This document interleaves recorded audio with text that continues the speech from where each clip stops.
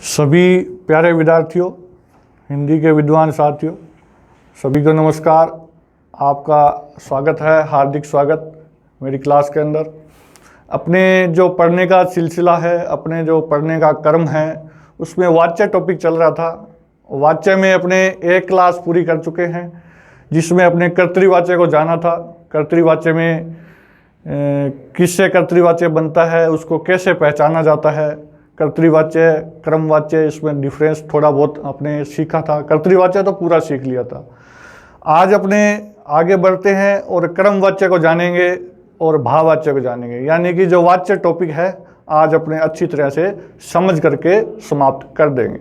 चलिए चलते हैं अपने क्रमवाच्य की तरफ। तो कर्तृवाच्य में मैंने बताया था कि कर्तृवाच्य में जो कर्ता होता है उसके अनुसार क्रिया बदलती है, यानी कि क्रिया है वो कर्ता के ऊपर डिपेंड करती है। क्रिया का लिंग और वचन है वो कर्ता के अनुसार बदलता है।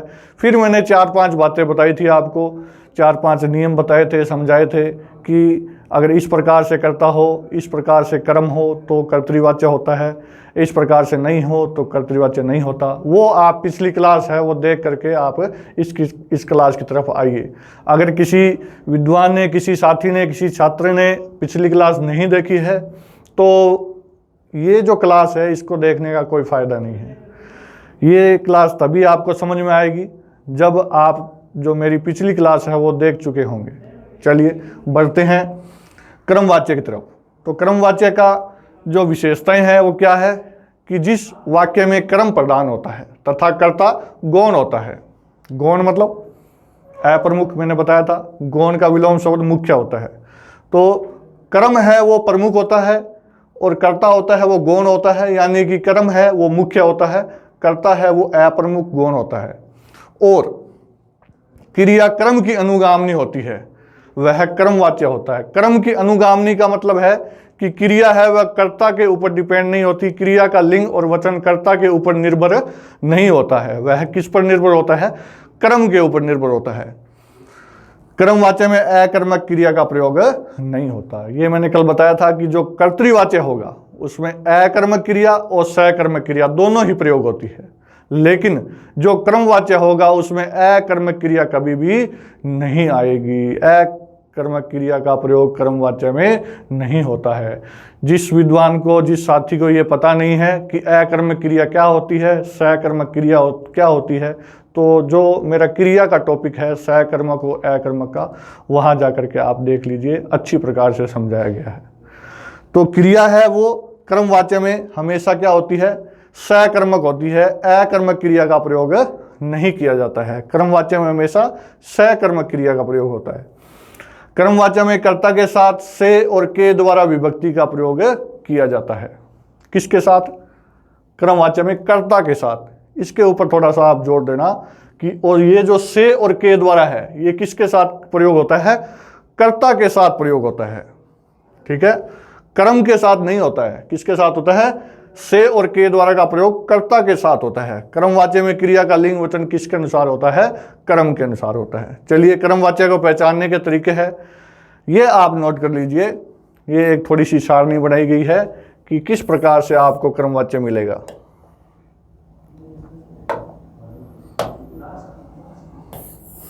ये 2 रूप है। नंबर 1 आपको कर्ता मिलेगा, कर्ता के साथ से और के द्वारा लगा होगा। कर्ता के साथ से और के द्वारा लगा होगा और ये जो क्रियाएं हैं इनका प्रयोग किया जाएगा। जैसे मोहन के द्वारा पढ़ा जाता है, मोहन के द्वारा खेला जाता है। एक चीज का ध्यान रखना, कर्ता के साथ इनका प्रयोग होगा, इन क्रियाओं का प्रयोग भी होगा, लेकिन क्रिया सकर्मक होनी चाहिए। बात को अंडरलाइन कीजिए, इस बात को। कर्ता का प्रयोग होगा, से और के द्वारा का प्रयोग होगा, इन क्रियाओं का प्रयोग होगा, लेकिन क्रिया क्या होनी चाहिए? सकर्मक होनी चाहिए। अगर क्रिया अकर्मक हुई, अगर क्रिया अकर्मक हुई तो क्रमवाच्य किसी हालत में नहीं होगा। जैसे मैंने लिखा मोहन के द्वारा खेला जाता है, सेंटेंस बन गया।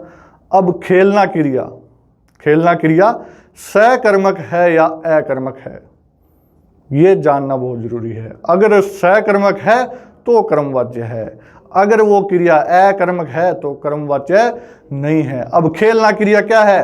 सकर्मक है। ये खेलना क्रिया अकर्मक नहीं होती है, क्योंकि खेलते हैं तो कुछ ना कुछ खेलने के लिए होता है। क्रिकेट खेलता है, बहुत बॉल खेलता है, फुटबॉल खेलता है, तो ये सकर्मक क्रिया है। मैं फिर से कह रहा हूँ, सकर्मक अकर्मक जिस साथी ने, जिस छात्र ने नहीं सीखी है, वह मेरा वीडियो देख ले सकर्मक और अकर्मक का, वहाँ से सीखने के बाद यहाँ आए। ठीक है, तो सकर्मक क्रिया जरूरी है, अकर्मक क्रिया नहीं होगी। जैसे मैंने बोल दिया, मोहन के द्वारा रोया जाता है, मोहन के द्वारा रोया जाता है। अब कर्ता तो आ गया, देखो मोहन के द्वारा भी आ गया, अब रोया जाता है ये क्रिया भी आ गई, तीनों चीज मिल गई। लेकिन रोना क्रिया क्या है? अकर्मक है, वह सकर्मक नहीं है। तो ये वाक्य जो मैंने बोला, मोहन के द्वारा रोया जाता है, ये कर्मवाच्य नहीं है। क्यों नहीं है? क्योंकि रोना क्रिया तो अकर्मक होती है और कर्मवाच्य में अकर्मक का प्रयोग होता ही नहीं है। तो ये वाच्य कौन सा होगा? भाववाच्य होगा, कर्मवाच्य नहीं होगा। पहली बात ये आ गई। ठीक है, यहां मैं लिख देता हूं, आप नोट कर लीजिए।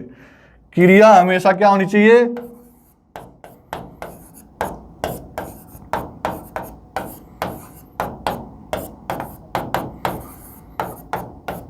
क्रिया हमेशा सकर्मक होनी चाहिए।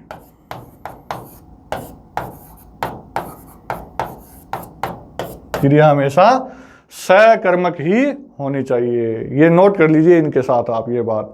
फिर नंबर 2 बात आती है, कर्म दे रखा हो, कर्म के साथ को विभक्ति लगी हो और ये प्रयोग हो से और के द्वारा, और ये क्रियाएं सारी की सारी प्रयुक्त हो।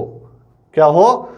कर्म दे रखा हो, को दे रखा हो, और ये भी दे रखा हो से और के द्वारा, साथ में ये क्रियाएं दे रखी हो सारी की सारी, तो भी कर्मवाच्य होता है। ठीक है, ये से और के द्वारा यहां आता भी है और कई बार नहीं भी आता है, दोनों ही बातें हैं। चलिए सीखते हैं अपने। मोहन के द्वारा सीखा जाता है। अब मोहन करता हुआ से और के द्वारा आ गया, आगे जाता है, ये क्रिया आ गई। अब सीखना है वो क्रिया है। अब सीखना क्रिया, सबसे पहले तो आप, मैंने बताया था, आप कर्ता का लिंग और वचन बदल के देख लीजिए। मोहन के द्वारा सीखा जाता है, गीता के द्वारा सीखा जाता है, क्रिया का लिंग और वचन नहीं बदला। किसके अनुसार? कर्ता के अनुसार। तो कर्तृवाच्य तो है नहीं। अब कर्मवाच्य है, कर्मवाच्य में क्रिया कौन सी प्रयोग होती है? हमेशा सकर्मक क्रिया प्रयोग होती है। अब आपको यह देखना है कि यह क्रिया सकर्मक है या अकर्मक। तो मोहन के द्वारा सीखा जाता है, सीखना क्रिया क्या है? सीखना क्रिया हमेशा क्या होती है? सकर्मक होती है। क्या होती है? सकर्मक होती है। तो ये वाच्य कौन सा होगा? कर्मवाच्य होगा। देखो, मोहन कर्ता लिखा, कर्ता आ गया, कर्ता आ गया मोहन, ये लो मोहन करता, तो ये रहा करता। से और के द्वारा, से और के द्वारा आगे जाता है, ये जाता है, आगे बात पूरी। अब यहां देखना है कि क्रिया सकर्मक है या अकर्मक। अगर वह क्रिया सकर्मक है तो कर्मवाच्य है, तो कर्मवाच्य है। दोषी को सजा दी गई, अब ये दोषी आ गया। दोषी क्या है भाई वाक्य में? तो दोषी है वो वाक्य में क्या है? कर्ता नहीं है। सबसे पहले मैंने बताया था कल आपको, कर्ता का चुनाव कीजिए आप सबसे पहले। दोषी को सजा दी गई, तो सजा देने वाला है वो, ये दोषी नहीं है, इसको तो सजा दी जा रही है, देने वाला कोई और ही है। जैसे पुलिस, यहां लिख दो, पुलिस के द्वारा, पुलिस के द्वारा दोषी को सजा दी गई। मैंने अब कर्ता बना लिया, मेरा कर्ता बन गया। अब देखिए आप, इस कर्ता का लिंग और वचन चेंज करके देख लीजिए। पुलिस है, पुलिस क्या होती है? स्त्रीलिंग है या पुल्लिंग? पुलिस शब्द क्या होता है? स्त्रीलिंग होता है या पुल्लिंग? स्त्रीलिंग शब्द होता है पुलिस। पुलिस आ गया नहीं होता, पुलिस आ गई, तो ये स्त्रीलिंग है। पुलिस के द्वारा दोषी को सजा दी गई। अब यहां आप लगा लो राजा, इसका लिंग बदल दो। राजा के द्वारा दोषी को सजा दी गई, तो कर्ता के अनुसार क्रिया नहीं बदली, कर्ता के अनुसार क्रिया नहीं बदली। तो अब देखिए आप, ये क्रिया सकर्मक है या अकर्मक, आपको ये देखना है कि क्रिया ये सकर्मक है या अकर्मक। तो ये क्रिया क्या है? सकर्मक क्रिया है। क्या है? सकर्मक क्रिया है। तो ये कौन सा वाच्य होगा? कर्मवाच्य होगा। क्या होगा? कर्मवाच्य होगा ये। तो ये चीजें तो मैंने कल भी आपको समझाई थी। ये को है, दोषी को सजा दी गई, तो ये पहले भी मैंने समझाया था आपको, पिछली वीडियो में भी बताया था कि को का प्रयोग है वो कर्ता के साथ हो, डायरेक्ट कर्ता के साथ हो तो वो हमेशा कर्तृवाच्य होता है। ठीक है, जैसे मैंने लिखाया था कल आपको, मोहन को स्कूल अच्छा लगता है।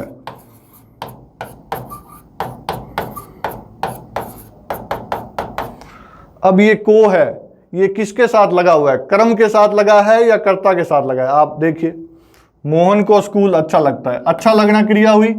अब ये अच्छा किसको लग रहा है? मोहन को लग रहा है। तो मोहन क्या है? कर्ता है। यहाँ मोहन क्या है? कर्ता है।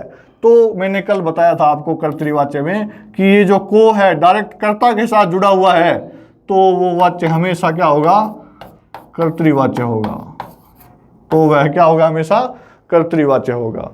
और वो अगर कर्ता के साथ नहीं जुड़ा, किसके साथ? कर्ता के साथ नहीं जुड़ा है, कर्म के साथ जुड़ा हुआ है। जैसे ये दोषी है, वो यहाँ कर्म है, ये कर्ता नहीं है यहाँ दोषी। कर्ता कौन होता है? जो क्रिया को करने वाला होता है। ये सजा दी जा रही है यहाँ वाक्य में, काम क्या हो रहा है? सजा देने का काम हो रहा है। तो सजा देने का काम दोषी नहीं कर रहा है, बल्कि कोई और ही कर रहा है। जो जो काम करने वाला होता है वह कर्ता कहलाता है। तो दोषी यहाँ कर्ता नहीं है, दोषी तो क्या यहाँ कर्म है। तो यहाँ मैंने दूसरी चीज बताई थी कि अगर ये को कर्ता के साथ नहीं जुड़ा, किसके साथ जुड़ा है? कर्म के साथ जुड़ा है। तो अगर कर्म के साथ जुड़ा है तो आपको ये देखना है कर्ता के अनुसार ये क्रिया बदलती है या नहीं बदलती। अब यहाँ अगर ये कर्ता के अनुसार क्रिया नहीं बदलती है, जैसे पुलिस और राजा दोनों लगा के देख लिए, कर्ता बना लिया मैंने, कर्ता बनाने के बाद भी ये क्रिया नहीं बदल रही, तब देखना है कि ये क्रिया सकर्मक है या अकर्मक। अगर यह क्रिया सकर्मक है तो कर्मवाच्य है। क्या है वो? कर्मवाच्य है। आगे वाला उदाहरण देखिए, बच्चे के द्वारा रोया जाता है। यहां देखिए, बच्चा है वो करता है, ये रहा करता, के द्वारा है, के द्वारा लग गया, बिल्कुल लग गया। अब जाता है, ये जाता है, क्रिया भी लग गई, सारी चीजें फिट बैठ रही है। लेकिन मैंने यहां लिखा था, एक बात लिखी थी मैंने, क्या लिखी थी? कि क्रिया हमेशा सकर्मक होनी चाहिए। अब ये बताओ कि ये क्रिया सकर्मक है या अकर्मक? पक्षी के द्वारा उड़ा जाता है, उड़ने का काम कौन कर रहा है? पक्षी कर रहा है, पक्षी करता है अपना, ये रहा करता, के द्वारा जुड़ गया, ये देखो के द्वारा जुड़ गया, उड़ना क्रिया हुई। क्या क्रिया हुई? उड़ना क्रिया हुई। सारी चीजें फिट बैठ रही है, लेकिन एक चीज फिट नहीं बैठ रही, जो मैंने यहां लिखी थी थोड़ी देर पहले। क्या लिखा था मैंने? क्रिया हमेशा सकर्मक होनी चाहिए। ये चीज यहां फिट नहीं आ रही है। ये दोनों क्रियाएं क्या है? अकर्मक क्रियाएं हैं। अकर्मक क्रियाएं हैं, तो ये कर्मवाच्य नहीं है। ये कौन सा होगा? कौन सा वाच्य होगा? भाववाच्य होगा। भाववाच्य में अकर्मक क्रिया का प्रयोग होता है और कर्ता बदलने से क्रिया का लिंग और वचन नहीं बदलता। भाववाच्य के लिए दो ही बातें, गांठ मान लीजिए इसको। कर्ता के अनुसार क्रिया का लिंग और वचन नहीं बदलता, नंबर 1 बात। नंबर 2, भाववाच्य में अकर्मक क्रिया होती है। ये दो बातें जिस वाक्य में फिट बैठ गई वह भाववाच्य। चलिए आगे देखते हैं अपने।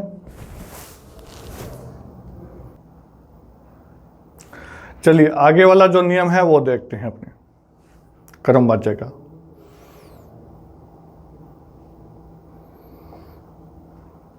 देखिए आगे, को विभक्ति का प्रयोग कर्ता के साथ हो तो क्या होता है, कर्तृवाच्य होगा। किसके साथ, को विभक्ति का प्रयोग कर्ता के साथ हो। ये तो बहुत बार मैं बता चुका हूं ये बात आपको कि को है ये डायरेक्ट कर्ता के साथ जुड़ा हुआ है। ये को है किसके साथ जुड़ा है, डायरेक्ट कर्ता के साथ जुड़ा है, तो वाच्य हमेशा कर्तृवाच्य होगा।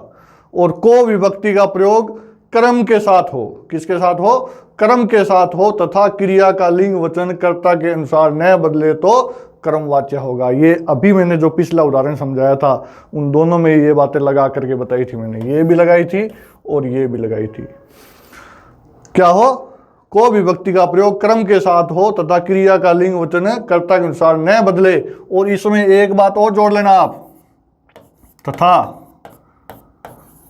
क्रिया सकर्मक हो, ये बात और लिख लेना एक साथ में। किसके लिए, इसके साथ, 2 नंबर लाइन के साथ। तथा क्रिया सकर्मक हो तो कर्मवाच्य होगा। ठीक है, हाँ देखिए ये उदाहरण करके देखिए, आप समझिए इसको अपने आप करके और देखिए, आप जो वीडियो चल रहा है उसको रोक करके आप समझिए बात को और देखिए कि आपके समझ में आ रही है या बात नहीं आ रही। चलिए चारों को अपने करके देखते हैं। नंबर 1, मोहन को पुस्तक पढ़ाई जाती है। आप मुझे ये बताइए, ये जो पुस्तक पढ़ाई जाती है इसमें कर्ता कौन है, ये बताइए मुझे। मोहन को पुस्तक पढ़ाई जाती है, तो ये पढ़ाई जाती है, ये पढ़ने का काम है, ये पढ़ाने का काम है, ये कौन कर रहा है? क्या मोहन कर रहा है? नहीं, मोहन नहीं कर रहा है, कोई मोहन को पढ़ा रहा है। यही तो बात है ना, मोहन को पुस्तक पढ़ाई जाती है, आपको लिखाया जाता है, आपसे काम करवाया जाता है, तो ये कोई दूसरा है जो क्रिया कर रहा है, ये मोहन करता नहीं है यहाँ। तो यहाँ आप क्या कीजिए, ये जो को है डायरेक्ट कर्ता के साथ जुड़ा हुआ है क्या? ना, कर्ता नहीं है ये तो क्या है, कर्म है। अब आप कर्ता बनाओ इसका, सीता के द्वारा कर्ता बना लिया। अब कर्ता का लिंग बदल के देखो, राम के द्वारा, ये देखो दोनों ही लगा लिया अपने, स्त्रीलिंग भी लगा लिया, पुल्लिंग भी लगा लिया। सीता के द्वारा मोहन को पुस्तक पढ़ाई जाती है, राम के द्वारा मोहन को पुस्तक पढ़ाई जाती है। ये को है, ये कर्म के साथ जुड़ा है, कर्ता के साथ डायरेक्ट नहीं जुड़ा है। डायरेक्ट कैसे जुड़ता है? इस प्रकार से जुड़ता है। ये देखो, मोहन को स्कूल जाना है, तो स्कूल जाना किसको? अभी ये जाने का काम कौन कर रहा है? ये मोहन कर रहा है, तो मोहन करता है। अब कर्ता के साथ डायरेक्ट ये को जुड़ा हुआ है, कर्ता के साथ अगर डायरेक्ट को लग गया तो कर्तृवाच्य है, आपको सोचने विचारने की आवश्यकता नहीं है। अब ये डायरेक्ट कर्ता के साथ नहीं जुड़ा, ये कर्म के साथ जुड़ा है, कर्म के साथ जुड़ा हुआ है, तो आप कर्ता बनाइए अपने आप बनाइए, अपने आप बना लिया। अब आप क्या कीजिए, इस कर्ता का लिंग बदल के देखिए, कर्ता का लिंग चेंज किया, क्रिया नहीं बदल रही। सीता के द्वारा मोहन को पुस्तक पढ़ाई जाती है, राम के द्वारा मोहन को पुस्तक पढ़ाई जाती है, क्रिया नहीं बदल रही है। अब अपने को क्या देखना है, क्रिया सकर्मक है या नहीं है, ये देखना है। अंत में ये भी देखना है कि क्रिया सकर्मक है या नहीं है। तो इस वाक्य में क्रिया सकर्मक है या नहीं है, बताइए आप, सकर्मक है या नहीं? बिल्कुल सकर्मक क्रिया है, पढ़ाना क्रिया सकर्मक है, बिल्कुल। कर्म 2 है यहाँ, एक तो ये रहा और एक ये रहा, ठीक है, दोनों ही है। ये मुख्य कर्म होता है और ये गौण कर्म होता है। मोहन को विभक्ति के साथ हमेशा गौण कर्म का प्रयोग होता है, ध्यान रखना, ठीक है। प्रश्न भी आ चुका है ये मैंने सकर्मक और अकर्मक क्रिया करवाई थी तब बता दिया था, ठीक है। अब देखिए दूसरा, मोहन को पुस्तक अच्छी लगती है। अब मोहन को पुस्तक अच्छी लगती है, ये अच्छा लगना है क्रिया है। अब ये किसको लग रही है? मोहन को लग रही है, तो मोहन करता है, कर्ता के साथ डायरेक्ट को लगा है तो कर्तृवाच्य है, कोई चिंता करने की जरूरत ही नहीं है। अब मोहन को पुस्तक पढ़ाती है, बात वही आ गई वापिस, मोहन को पुस्तक पढ़ाती है। तो आपको क्या करना है, कभी भी कोई चीज़ सीखो, एक राय है सबके लिए, आपके लिए, कि आप शॉर्टकट ना चले, शॉर्टकट ना चले। आप परीक्षा दे रहे हैं, किसी भी चीज़ की परीक्षा दे रहे हैं, और ऊपर से कंपटीशन की परीक्षा दे रहे हो, कंपटीशन की परीक्षा है वो कोई 10वीं 12वीं BA की नहीं परीक्षा है, वो कंपटीशन की परीक्षा है, वो आपका भविष्य तय करती है। जो 1 घंटा 1.5 घंटा 2 घंटा जो समय आपके पास होता है, वो 2 घंटा आपका जीवन तय कर देता है। तो आप कभी भी परीक्षा के समय जब भी हल कर रहे हो प्रश्न, शॉर्टकट ना अपनाए, आराम से करे, जो भी तरीका है सब लगा करके निश्चित होकर के करे। मैं हमेशा कहता हूँ कि आपने एग्ज़ाम सबसे पहले किया, पेपर सबसे पहले हल कर दिया, ये ज़रूरी नहीं है। आपने सही हल किया है या नहीं किया है, ये ज़रूरी है। आप परीक्षा हॉल से सबसे लास्ट में निकलिए बाहर, लेकिन आपके प्रश्न हल है, सही है, तो आप सबसे आगे है, ना कि आप पीछे हैं। ठीक है, तो यहाँ देखिए ये जो वाक्य है, इसमें देखिए एक चीज़ कि मोहन को पुस्तक पढ़ाती है। अब जो पढ़ाती है वो मोहन करता तो है नहीं, कोई दूसरा ही है जो मोहन को पुस्तक पढ़ा रहा है। तो यहाँ आप कर्ता बनाइए। आप डायरेक्ट, ऐसा नहीं कि गुरुजियों ने कहा था कि ये कर्ता के साथ तो को आया नहीं, ये कर्म के साथ को आ गया तो कर्मवाचक करके चले गए। नहीं, गुरुजियों ने एक चीज़ बताई थी कि सबसे पहले आप क्या बनाइए, कर्ता बनाइए। कर्ता बनाया, मैंने लिखा माँ, माँ मोहन को पुस्तक पढ़ाती है, लिख दिया। अब इसका लिंग बदलिए, माँ का क्या लिखा मैंने, पिता। पिता मोहन को पुस्तक क्या हो जाएगा, पढ़ाते हैं, पढ़ाती है नहीं, पिता मोहन को पुस्तक पढ़ाते हैं। यानी कि कर्ता के लिंग बदलने से क्रिया का लिंग भी बदल गया। तो वाच्य कौन सा, कर्तृवाच्य है, क्रमवाच्य मत कर देना यहाँ। ठीक है, हाँ, चलिए आगे चलते हैं।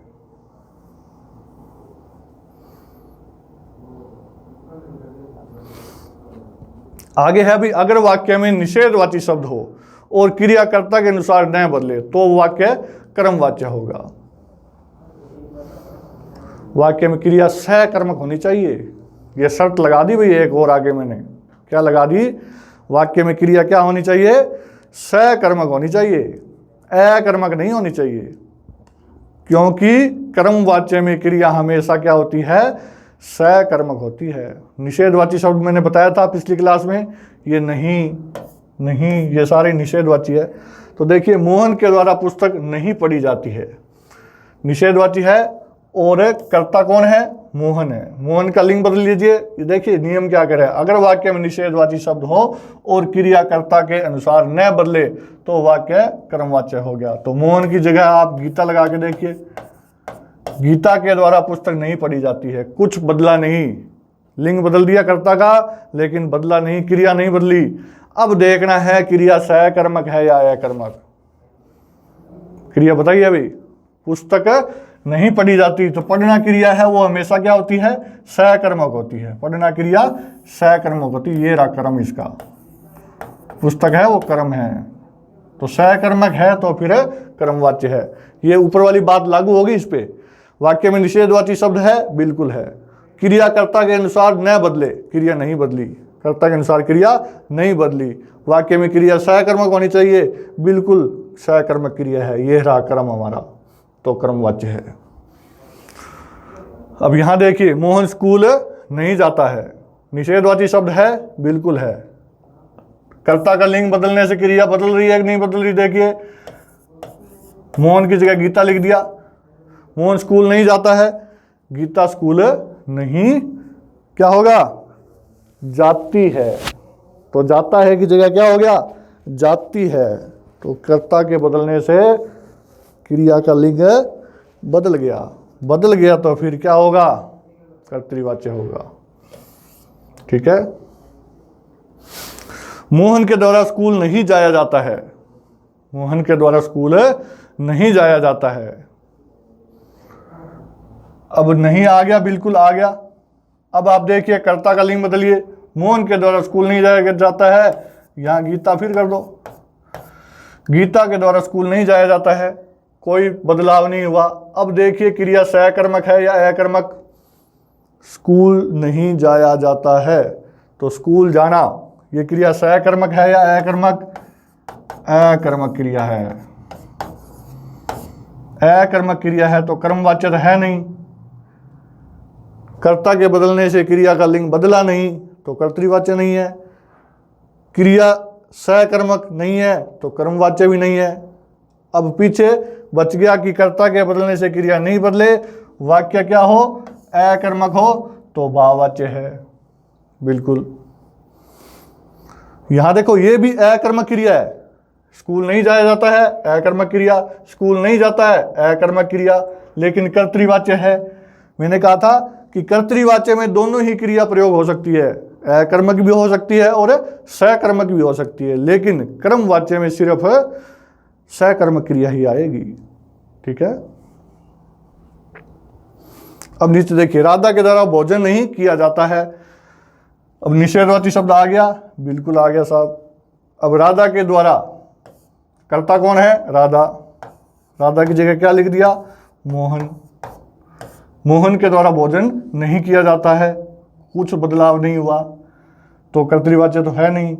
अब देखना है कि क्रिया सहकर्मक है या अकर्मक। तो भोजन नहीं किया जाता है, ये रहा कर्म अपना, भोजन कर्म हुआ तो क्रिया क्या हुई?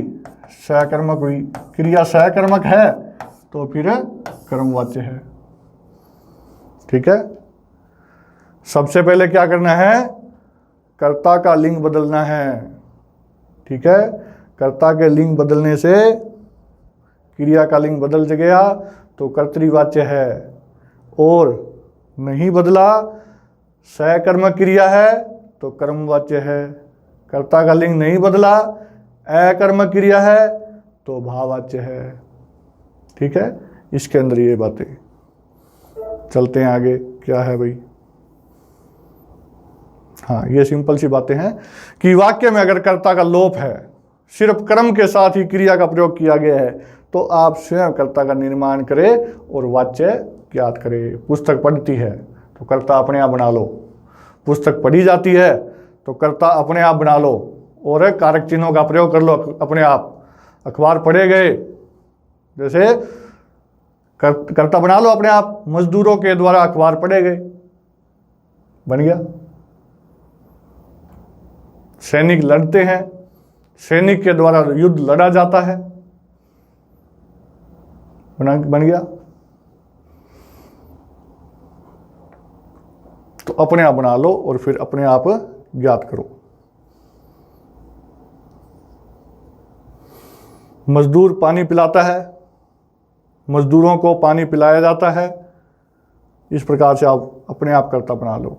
चलिए, फिर अंत में आता है भाववाच्य। भाववाच्य में क्या चीज है भाई? देखिए,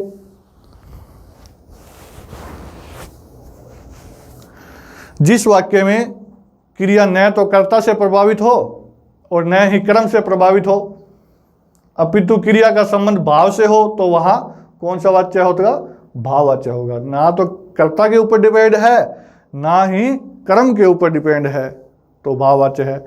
भाववाच्य में अकर्मक क्रिया का प्रयोग किया जाता है। किसका? अकर्मक क्रिया का प्रयोग किया जाता है।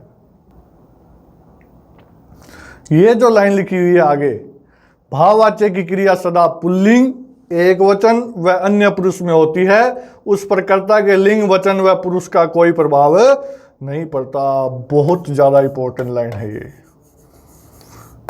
रट दीजिए इस लाइन को। परीक्षा में प्रश्न आ चुका है, एक बार नहीं कई बार पूछा जा चुका है कि भाववाच्य की क्रिया हमेशा होती है पुल्लिंग, एक वचन, अन्य पुरुष, स्त्रीलिंग, बहुवचन, मध्यम पुरुष। इस प्रकार से विकल्प बनाएगा, तीनों एक साथ ही विकल्प में डालेगा। पुल्लिंग भी लिख के देगा, एक वचन भी लिख के देगा और अन्य पुरुष भी लिख के देगा। दूसरे विकल्प में वो इनको बदल देगा, कि पुल्लिंग की जगह स्त्रीलिंग लिख देगा, अन्य पुरुष की जगह उत्तम पुरुष लिख देगा। तो इस प्रकार से वो ऑप्शन बना करके आपके सामने डाल देगा। तो आप इस लाइन को, ये जो लाइन है इसको रट दीजिए, आप इस लाइन को रट डालिए, बहुत ज़्यादा इंपॉर्टेंट लाइन है। जब क्रिया का लिंग वचन कर्ता के अनुसार न बदले और क्रिया अकर्मक हो तो वहां भाववाच्य होता है। जब क्रिया का लिंग वचन, दो ही बात बताई थी मैंने थोड़ी देर पहले भाववाच्य के लिए, क्रिया का लिंग वचन कर्ता के अनुसार नहीं बदल रहा और क्रिया अकर्मक है तो भाववाच्य है। ठीक है, दो ही बातें हैं, बस याद कर लो। मोहन के द्वारा रोया जाता है, तो कर्ता कौन है? मोहन है, बिल्कुल। मोहन का लिंग बदल के देखो, गीता के द्वारा रोया जाता है, लिंग बदलने से क्रिया का लिंग नहीं बदला। अब देखो क्रिया सकर्मक है या अकर्मक, तो रोना क्रिया हमेशा अकर्मक होती है, रोना क्रिया अकर्मक होती है। तो कौन सा वाच्य? भाव। मुझसे हंसा नहीं जाता, तो मुझसे करता हुआ, तो मुझसे की जगह आप क्या कर दो, इसका लिंग बदल के देख लो, या तो मुझसे हमसे कर लो, वचन बदल लिया मुझसे का, मुझसे एक वचन होता है, हमसे बहुवचन हो गया। हमसे हंसा नहीं जाता, कुछ नहीं बदला। अब क्रिया सकर्मक है या अकर्मक? हंसना क्रिया है, वो हमेशा अकर्मक होती है, तो भाववाच्य। जिस स्टूडेंट को अकर्मक सकर्मक नहीं आती है करनी, पहचाननी कि अकर्मक क्रिया कौन सी होती है, सकर्मक क्रिया कौन सी होती है, तो वो पहले इन चीज़ों को सीखे। ठीक है, हम लोगों के द्वारा रोज नहाया जाता है, तो नहाना क्रिया भी क्या होती है? अकर्मक होती है। तो हम लोग है, इसकी जगह आप कर्ता कुछ भी रख लो, क्रिया का लिंग और वचन नहीं बदलेगा, तो क्रिया क्या होगी? अकर्मक होगी। और कर्ता का लिंग और वचन नहीं बदलेगा, क्रिया का लिंग और वचन नहीं बदलेगा कर्ता के बदलने से, तो ये भी क्या होगा? भाववाच्य है।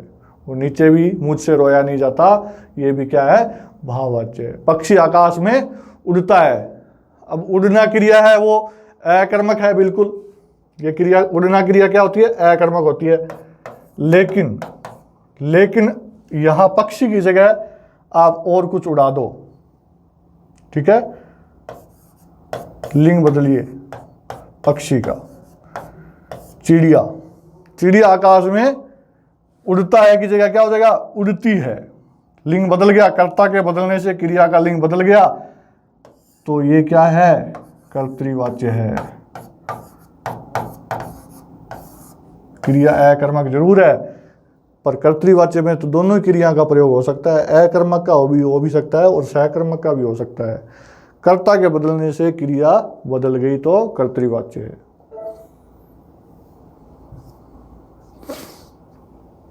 ये देखिए, आप नोट कीजिए इनको। परीक्षा में इस प्रकार के प्रश्न भी आ सकते हैं। क्या लिखा हुआ है? ऊपर एक वाक्य लिख के दे देंगे आपको, एक वाक्य लिख के दे दिया और बोलेंगे कि भाई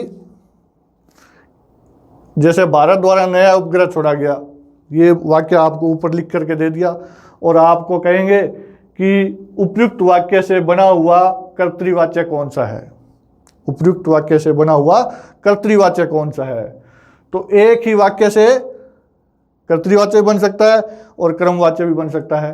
भाववाच्य से कर्तृवाच्य भी बन सकता है, क्रमवाच्य भी बन सकता है। एक ही वाच्य है, वो चेंज हो सकता है अपनी तरफ से शब्दों को इधर उधर करने से। तो ये जो ऊपर वाक्य है, इससे मैंने कर्तृवाच्य बना दिया। यहाँ ये क्रमवाच्य है, इससे मैंने कर्तृवाच्य बना दिया। ये जो कर्तृवाच्य है, इससे क्रमवाच्य बना दिया। यहाँ भी कर्तृवाच्य है, इससे मैंने भाववाच्य बना दिया।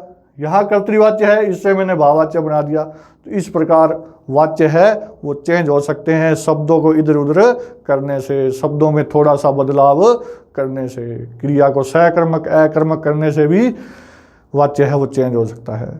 तो ये था अपना वाच्य टॉपिक। भाववाच्य और कर्तृवाच्य और कर्मवाच्य। आपके समझ में आ गई होगी बातें सारी, और आप ज़्यादा से ज़्यादा शब्दों का अभ्यास कीजिए। कोई भी चीज़ समझ नहीं आती है तो आप मेरे साथ जुड़ सकते हैं। कोई भी पर्सन हो, second grade, first grade, REET, Hindi से संबंधित हो, जो आपको परेशान कर रहा है, जो आपको परेशान कर रहा है, आप संपर्क कर सकते हैं सिर्फ मैसेज भेज के। ठीक है, किसी भी प्रकार का प्रश्न है जो आपके समझ में नहीं आया है, आपको उसका हल बता दिया जाएगा। चलिए मिलेंगे अगली क्लास के अंदर, तब तक के लिए नमस्कार, शुभकामनाएं आपको।